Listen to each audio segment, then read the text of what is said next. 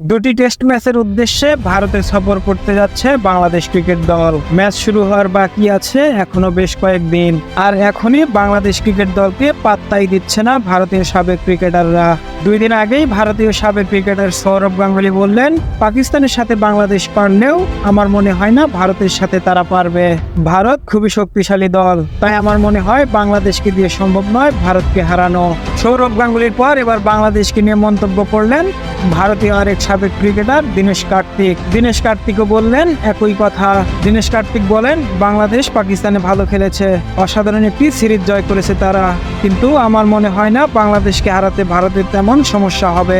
ভারতকে ভারতের মাটিতে হারানো বিশাল এক চ্যালেঞ্জ বাংলাদেশের পক্ষে। বাংলাদেশকে ভারতের সাবেক ক্রিকেটাররা দল হিসেবেই মনে করছেন না।